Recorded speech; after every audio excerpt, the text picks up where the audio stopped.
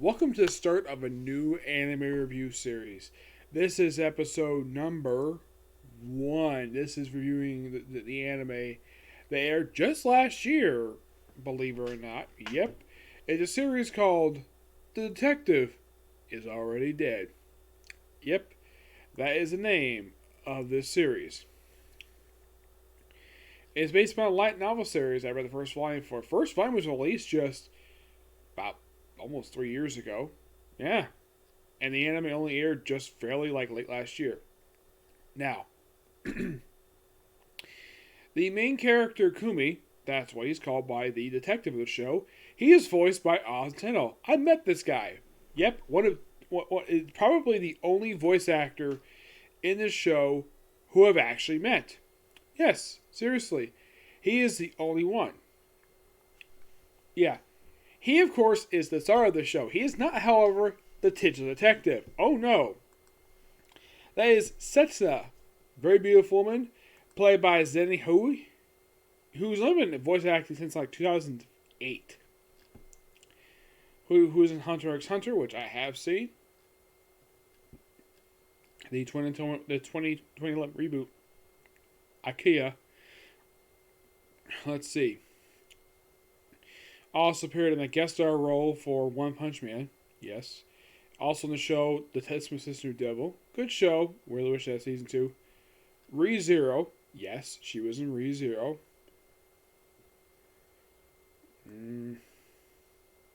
Restaurant in the World, which I did review that last year. And The Case Study of Vanitas. Yep.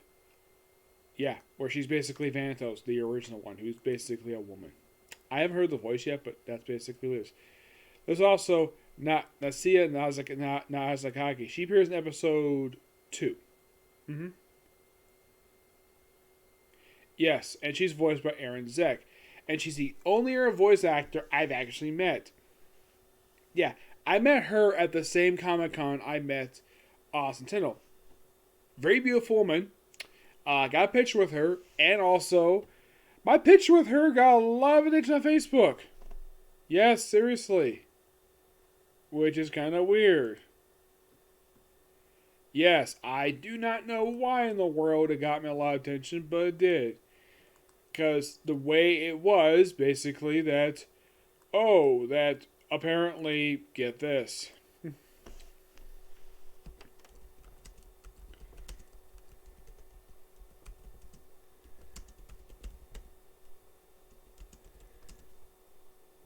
Everyone thought we were like a couple. That's basically.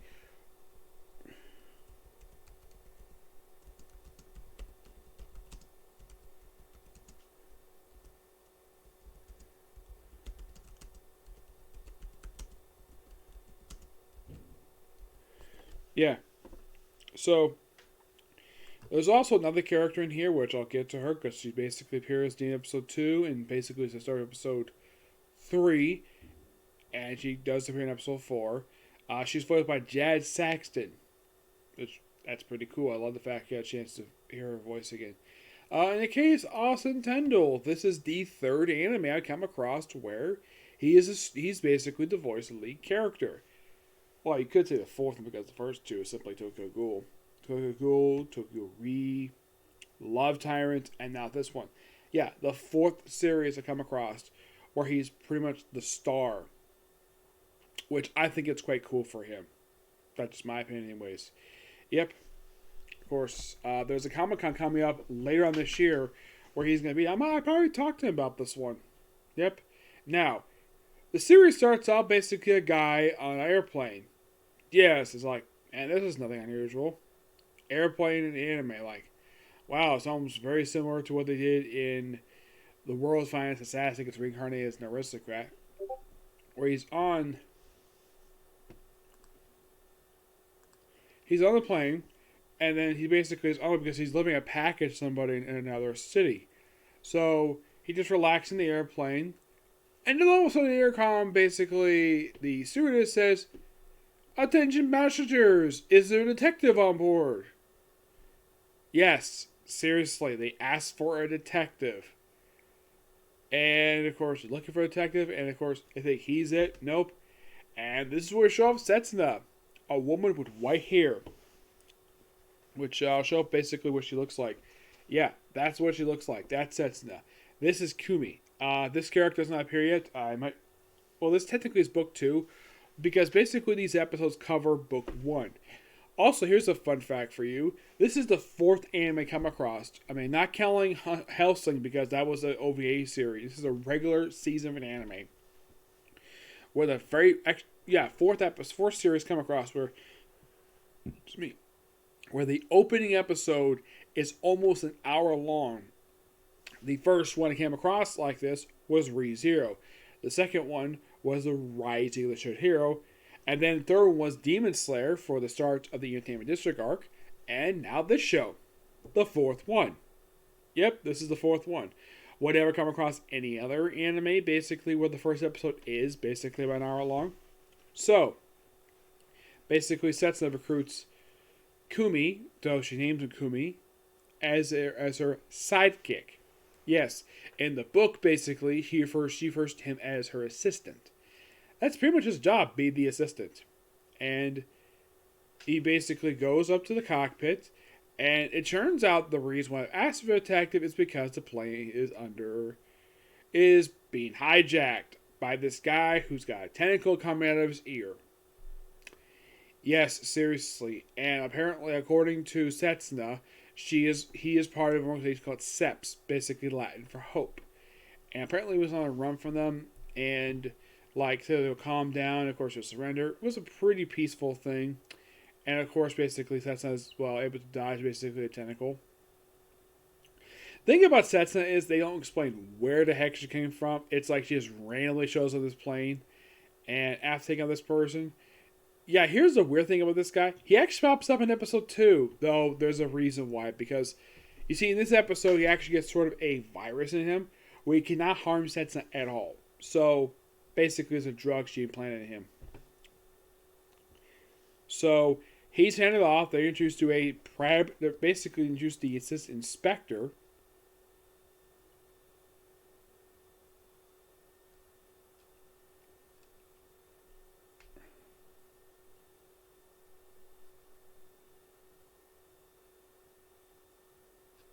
Yeah, she is Fubi Kasi.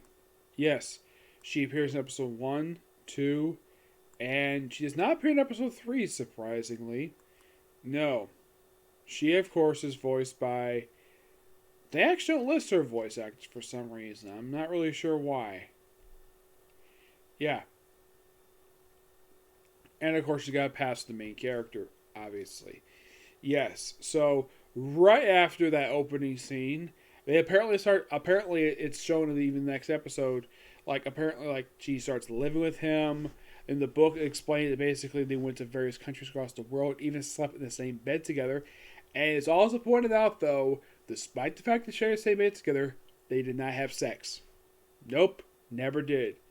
Could have been implied that Kumi was in love with Setsuna. It's possible. Setsuna's a beautiful woman.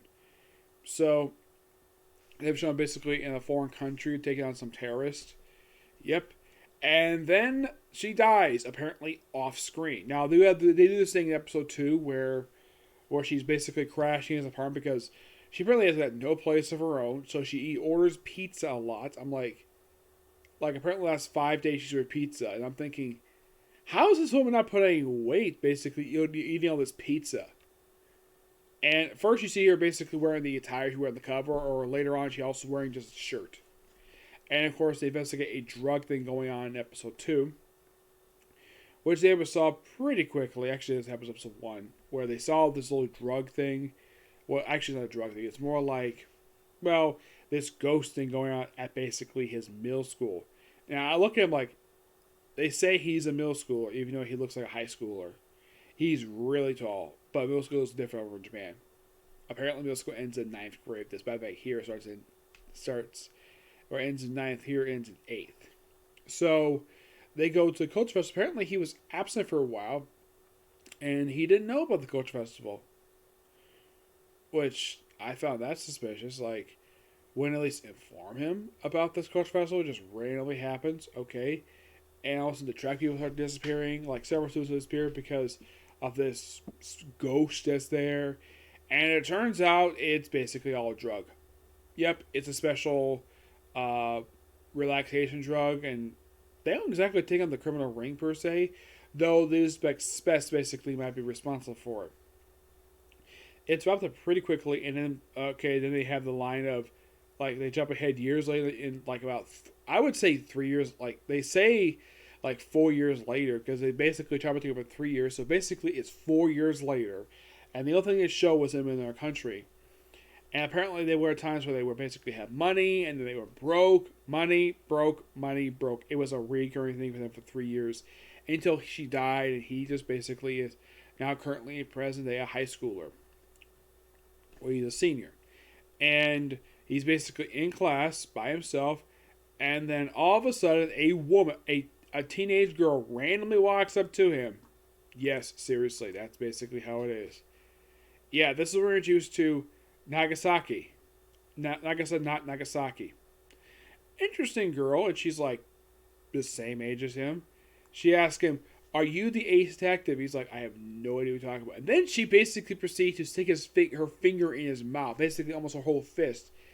And yeah, and basically she later explains she's looking for not only former Hearts owner, but also person she's looking for. They explain apparently it's a memory thing. I don't know if this is really true or not. It could be for the anime. I have no idea. So they do find out, thanks to running to Bat, that's named the guy they met in the last episode, that it turns out that she actually has Setsuna's heart. Yep. And of course she hugs her. Also, and she does this in the book too, that it's interesting that they kept this in when that classroom scene, in order to hear her heart, she proceeded to shove his face into her chest. And there's also a line later on where he meets her later on. He makes a comment about her collarbone. Yes, that's from the book too. Anyway, with Fubuki and meet with Bats and to find out what Setsuna, and of course she hugs, and of course they look like they're about to wrap at the very look like they could be in the episode, but nope. That is when another girl shows up. Yes, Yui Sakawa. This is the one voiced by Jad Saxton. Yeah, pops up at the end of episode 2 because she wants to hire a detective to basically look after Sapphire. And then, of course, Nagasaki like, I'm a detective, he's a sidekick. So, they explain there was a threatening letter that threatens to steal this particular Sapphire, apparently in her family. And also, in the case of Kumido, explaining his parent disappeared, they don't really explain in the book, basically, of how or when they disappeared. Also, how Setsuna died in the book is never explained. They mention she's dead, and of course Nagasaki's got her heart. But here's the thing: how the heck she freaking died? She looked perfectly fine. Oh, I forgot to mention the studio who actually created this series. It's called Engi. Yep, the same company that did Uzuki-chan Wants to Hang Out. No, seriously. And it's only the 4th series they ever did. The company was only started just a few years ago, and apparently like a year after the company started, they started up an anime based on manga. And this is only the 2nd ever anime they've done where it's based upon a manga. They've also done an anime that's airing right now called Trapped in a Dating Sim. I don't have any interest to watch this one yet. Not currently, no. I am going to watch soon Uzuki-chan Wants to Hang Out W. I'll watch this when this comes out. Yeah. The animation for this series is beautiful. Oh my gosh, so freaking good. So, they go to her house, and it's basically a big humongous mansion because they find out she's an idol. Yes, a very popular idol, and she wears an eye patch. Of course, she gets used from a regular eye patch, this white thing, which also used for Ghoul as well, to a heart eye patch. She just look different, but she doesn't specifically say, like, that's not exactly a full reason of why she wears the eye patch. It's something with her eye? I don't know. Because they don't explain it yet. So, then they go to her dining room, which I have heard this particular table referred to as a Chickasaw dining room table. It's this long table. And if you're curious, though, have I personally ever sat at one of these before? The answer is no. Nope. Never sat at one of these tables before. I've seen them. Oh yeah, I've seen museums. Yeah, this is basically popular for the rich to have. And he's like, why are you down there? Come down here. And then, of course, they decided to basically just, well, come to an agreement, just come in the middle. Discuss the diamond, the fact she's the only person of her family because her parents died mysteriously. They don't really explain exactly what it is. And then they're shown the sapphire, very beautiful diamond. And then, of course, Kumi basically notices Nagasaki needs to use the bathroom. So she allowed to go, and of course, it takes a while. Also, Yui decides to commonly refer to Kumi as a pervert. Yep, a pervert. And then, of course, basically after they finish up what they do there, then they go home. Well, and apparently like a week passes by, and apparently Nagasaki is wondering what the heck is going on. Of course, and then he dresses up like a typical idol fan.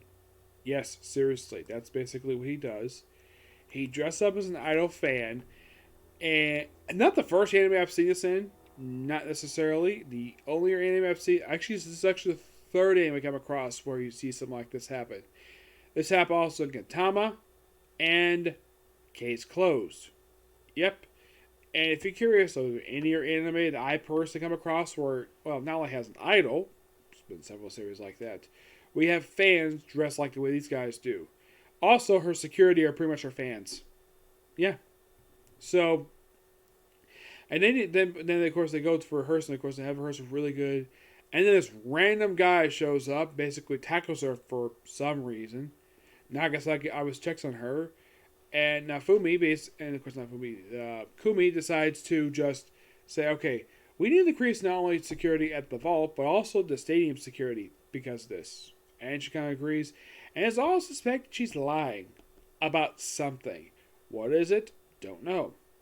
I gotta say, in these first few episodes, this series is really good. I'm gonna watch one more and I'll make a stop because basically, I kind of decided I was originally gonna do the first 6 and then stop, but then I look at like what was adapted this one, and this one adapts most of book 1.